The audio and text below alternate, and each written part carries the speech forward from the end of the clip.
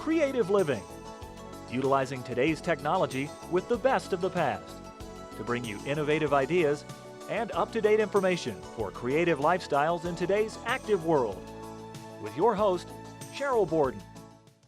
Welcome to Creative Living today. We're going to learn how to make floral crystal jewelry. We'll demonstrate double dry embossing on cards and show what my guest calls green decor. One of my guests today is Lisa Rojas, and she's a crafter and designer from Victorville, California. Lisa's going to show how to make a beautiful crystal floral jewelry set. She uses a crystal sheet from Connie Crystal, and this makes the jewelry have a diamond-like sparkle and 100% clarity. Her company is Stamping Queen Creations. If you're a crafter, you probably are already familiar with embossing folders, but have you ever tried a technique called double dry embossing? Diane Tunnell is an independent demonstrator with Stamping Up, and she'll demonstrate this technique and show several cards she's made with this method. Diane lives in Clovis, New Mexico. And we'll begin the show today with Shannon Bilkey, and she's a designer and crafter from Payson, Arizona.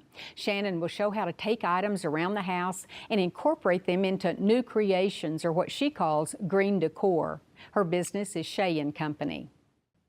Shannon, thank you so much for being here. We hear about recycling and taking care of the environment, and sometimes crafters are really the best inspiration, because I think people who do crafts and so tend to take old things and reuse them. And that's really what you've done with this. That is, all of this is reused stuff that I found around the house.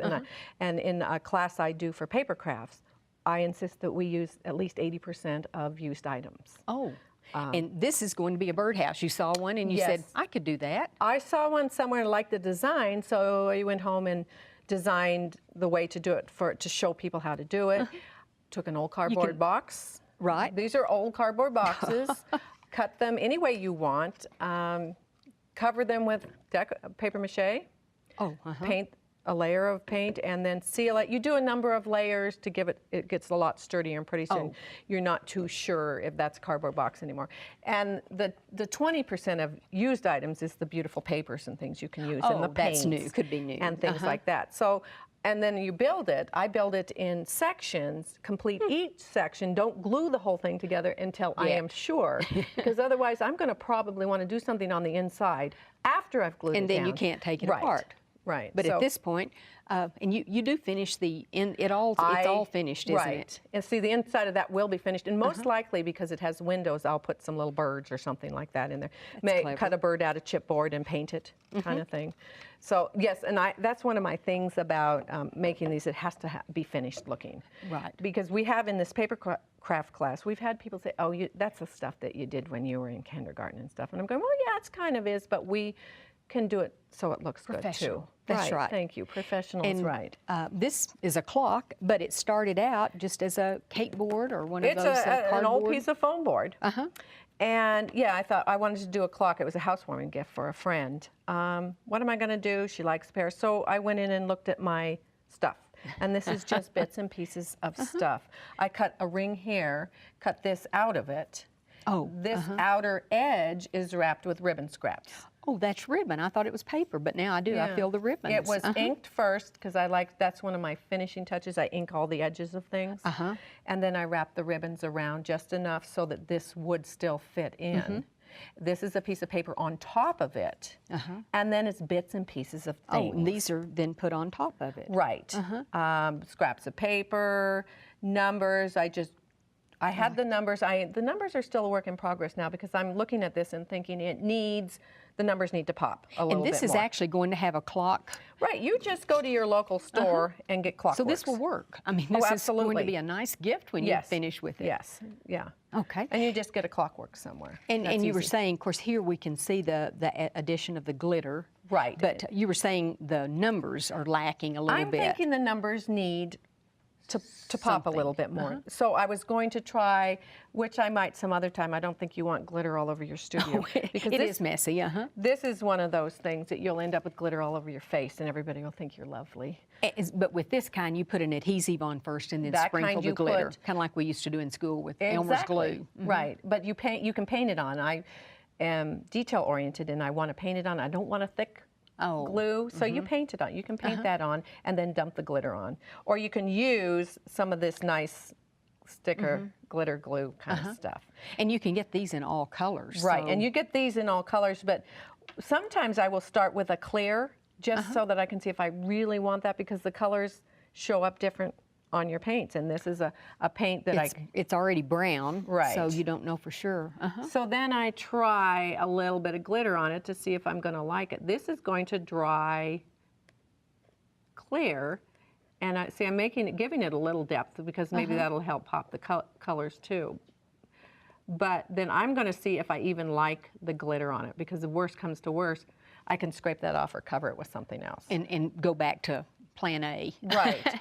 And the next thing would be, okay, what do I do next? But I think I like the glitter, and I think I might try the gold glitter. I'm not so much a glitter person, but a lot of people like glitter. Well, and you can see how it does just make certain areas pop. Right. Whenever you use and the then glitter. you have to be careful not to put too much stuff on just because gaudy. you love it. Right. Oh, there's too much. That thing's crazy. But I'm thinking that if the numbers pop a little more, then I'm done, because they're little pieces of ribbon that I glued down, and some bling here and there, and a little bit of Parisian. This is an old tag that I just stamped on. You use all of those supplies that you just have. do what you kind of feel like doing, the metals. Well, and we're making use of things that otherwise would be thrown away and just wasted. So these are good ideas. Thank you so much. I appreciate it. Thank you.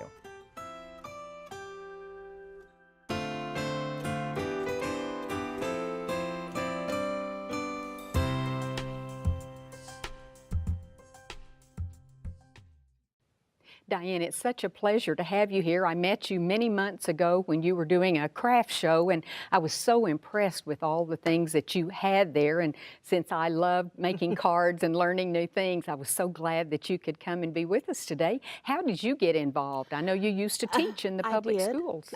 Some friends of mine invited me to a Stampin' Up! Club, and I went, and the first day that I was there, I couldn't stamp any of the images properly, and everything I did looked horrible, and I hated it. But I kept going. I made a commitment to them, and I grew to love it. Well, that's kind of the way with me, and I think that's the way most people are. They start small and gradually build up to it. Today, though, we're going to talk about embossing, and that was not the first thing I learned. It was like one of those things that, like in sewing, it's an embellishment. It is. And it's almost foolproof, unless you get your your plastic sheets going in the wrong way. Exactly. But just in case people don't know, I'm sure probably most people do. This is the card we're going to make today. Right. And if you can see the little bumps and things, that's the embossing design that you're going to show us how to work with. And this one is right along, so it doesn't have to be the whole card. It can be portions. Just part of it. And that's what I want to focus on today as well, is doing parts. I love this, and we were talking about how much fun it is to make little books, but this part is embossed, so you can see there's lines, there's dots, there's wood grain, there's just all kinds of things. Ooh, I love pink and black. Oh, I do too. I do too. This is really pretty. And it also shows some of the, I mean, once you get it embossed, it may lead you to design an entirely different card. Exactly, it does. And very dainty, very, very tiny dots on this one. So, okay, now we know what embossing is. How do we start? Okay, to show you just the basic embossing, this is what the paper looks like here. It is raised on one side, and I call it concave on the other side.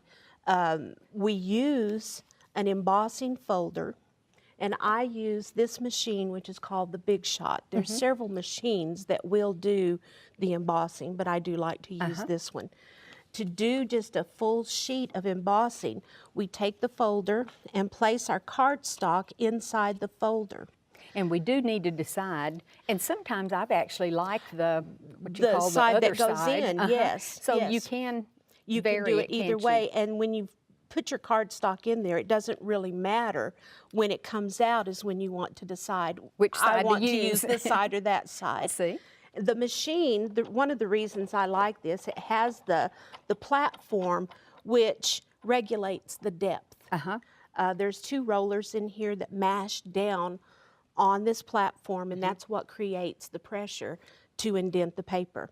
The platforms, this platform has two two flaps on it, which act as shims, and I've put another piece of paper in here just to act as another shim to make sure it's good and tight. And it has instructions on here of what flap you should have down to do what, and for the embossing, it's suggested that we have the first flap opened up and place our project on top of this. I did find it's important to read that. It I was is. so excited to get started. I failed to read some of those important things. It's nice to have the instructions. And then we have two clear plates, and we place our embossing folder between the two clear plates. Sandwich them. Sandwich them together, place them on the platform, and just crank it through.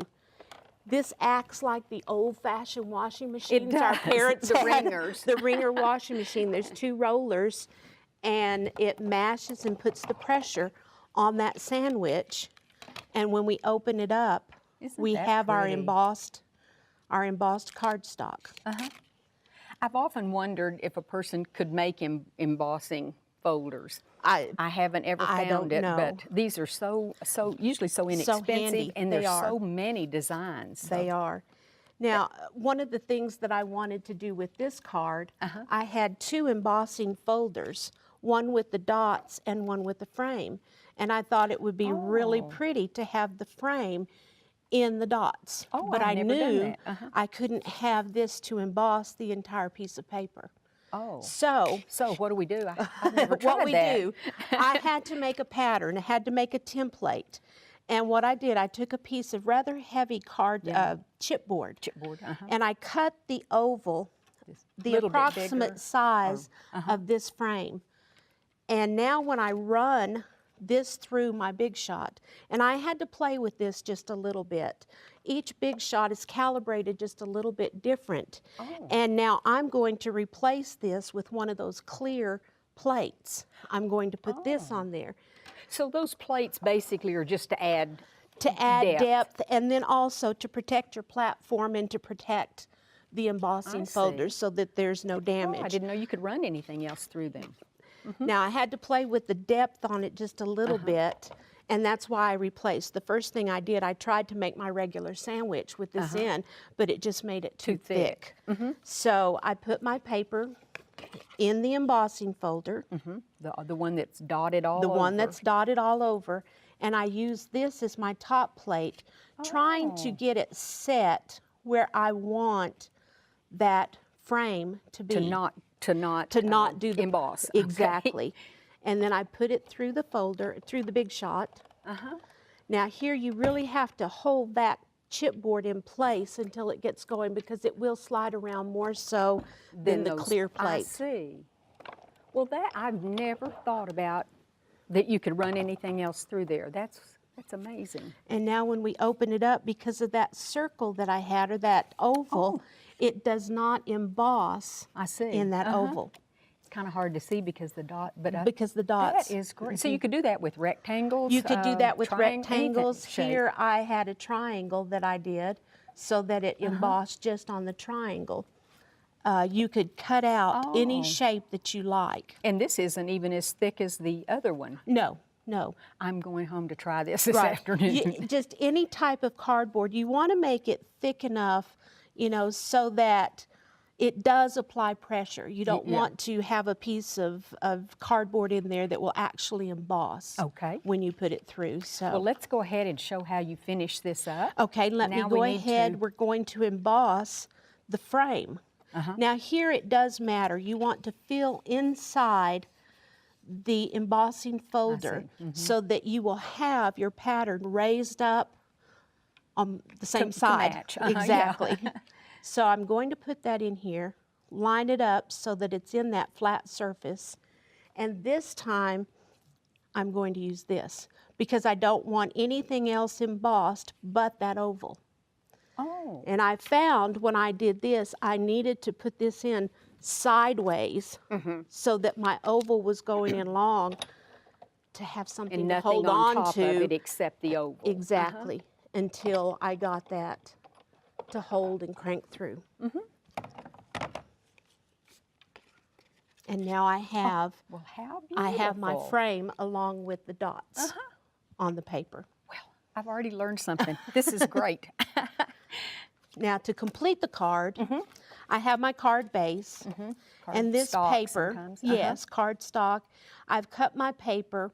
It's just a regular 8.5 by 11 piece of paper that I cut in half horizontally, so that this is 5.5 and this is 8.5. I scored it. Sometimes they're made Right. the opposite, but The that's opposite. a choice you have when you're Exactly. making cards. And then I scored that in half to make the card base. The first thing I'm going to do is to glue my first layer, that embossed piece of cardstock. And you know, onto no the more do we top. just use Elmer's. But there are more adhesives in the scrapbooking There card really are. department. This adhesive, I like Liquid using glue. this. A lot of the people use a tape runner. And I use the glue because I have a little bit of wiggle room when I put that on my cardstock. I don't always get it lined up the way it should be, Right. so I can move it. It dries fast. But it holds just and it as holds well. very well. But there's a short window of time that I can move that piece around. I've had those instances too. You glue it down and it's not right where you want it. Right. Then I'm going to stamp. I have the Hello Friend. Oh, And I just stamp that with the black ink on a piece of white cardstock. And I have a punch. This is called an extra large oval. It's easier to see it from the bottom, and I like to use the punches from the bottom. I do too. You That way can I can see what exactly. you're doing. You put your paper in and you can line it up. And the reason I use this punch is because this oval fits in that framelit. Not exactly, but close enough. Right. And So I'll again, just you glue that in. down. Gosh, the card just embossed is almost pretty enough to call it It done. is. It is. Beautiful. And you can embellish these any way you want. You could use this technique in scrapbooking. You could use it for any of your paper projects. Then I used another piece of cardstock that I punched out Oh, and you use this with little this punch, and it just makes it look sort of like a ribbon. You could use a ribbon. Sure. And I just put a little line of glue right down the middle so that it wouldn't come out the holes. Well, that's another advantage of this type of liquid glue, because with the tape runners, it glues the whole glue thing. will come through if you have any type of openings on that. And then I went ahead and made ahead some little flowers. And Oh, you again, made these, those? yes, these are Oh. from cardstock. Again, using a punch to punch out the flowers, and then glued several layers together. And topped it off with a little pearl in the middle. Little I pearl thought in you the probably middle. bought that. No. That's beautiful. And I glued a few leaves behind it, and then I can place that right at the bottom of my frame, and I've It's got a done. beautiful card, and it's done. And I don't know about you, but sometimes I like to make several of a style at Yes. once I I've got all my stamps and the machine and the Yes. embossing folder. That I is do just too. gorgeous. That way you can give them to friends, or just have them on hand. Well, this is when you need it. beautiful. Thank you so much, Diane. Well, I thank you. appreciate showing this, and I'm so excited about what I've learned. Yeah, thank you for inviting me.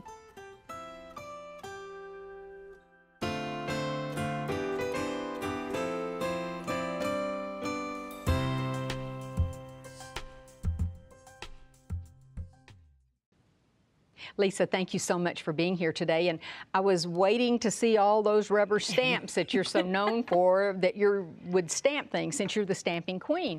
So you're doing something way out of your element, which is good for all of us to do. Yes, way out of my element. I am a rubber stamper at heart, and I just, sometimes you just have to broaden your horizons a little bit. I think so too. Well, and also you have a new granddaughter, and Oh, I'm sure yes. that she probably inspired some of these projects too. Yes, well, actually, my son just got married, and my granddaughter's only 10 months old, and my daughter brought over these very ugly shoes and said, what can you do with these? I said, oh, give them to me.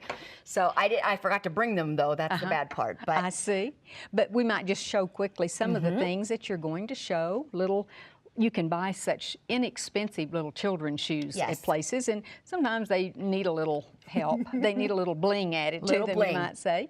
And you're going to show us how to work. This is something I had never worked with. a little necklace, bracelet? Dog collar. Dog? Oh, something for the family pet too. Dog collar, yes. Okay.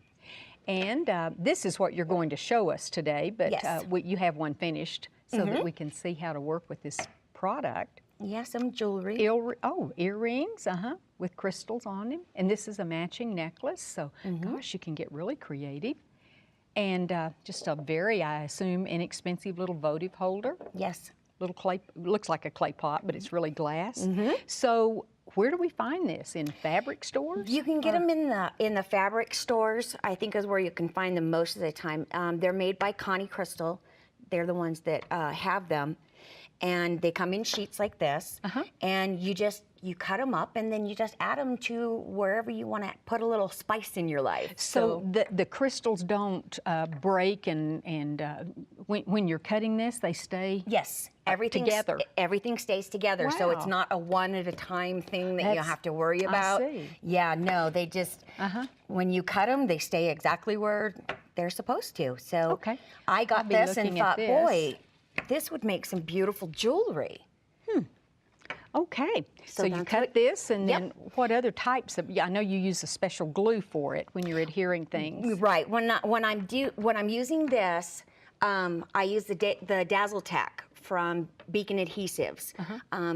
Their glue is, as far as I'm concerned, is the very best on the market.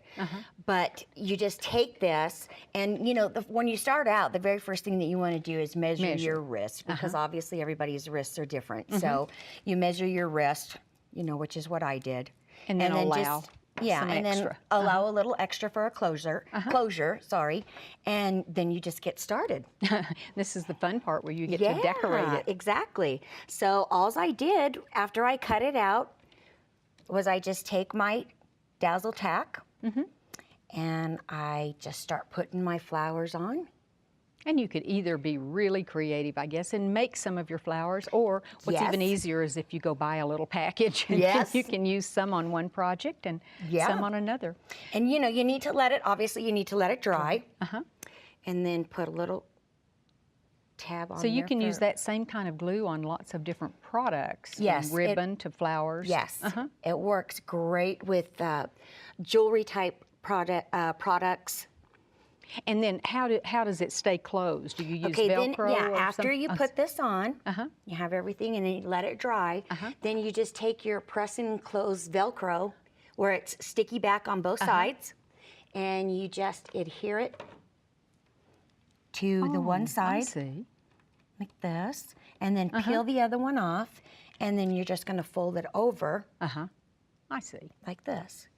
Well, how clever. But again, you want And to again, make sure. you use that same type of glue on all of these projects that you worked on. Yes. Even with the jewelry? Even adding with the jewelry. flowers? All I did with the jewelry was I just took 2 pieces, and for the earrings, well, actually for all 3 of the pieces, I just folded them over and glued them. And glued it. And then I added the little tiny flowers that you see. And these flowers that I had, they didn't have any sparkle on them. So I took some of the Smooch inks, and these are really, really, I thought really. that was fingernail polish Yeah. when you brought that out. Yeah, you just take this and you can put it on there, and it'll just give it a glittery. So it matches my other glittery flowers. I see. Well, you know, that's what's hard for many of us if we don't have a large craft store in our town. Right. When we do finally go to one, you see so much, you don't know what to do with it. Exactly. So I That's appreciate where you. we come Yes, in. I appreciate you designers who come up with ideas. I would have never thought about what to do with this stuff, other than it sure is pretty. Yes, isn't it? Oh, Well, Lisa, thank you so much for showing us some things that we might can try ourselves. I hope so. Great. I hope you enjoyed the show today. Next time on Creative Living, we'll learn how to embellish doll furniture. We'll show how to use old doors to create a new look and demonstrate using one jacket pattern to make jackets for 4 seasons.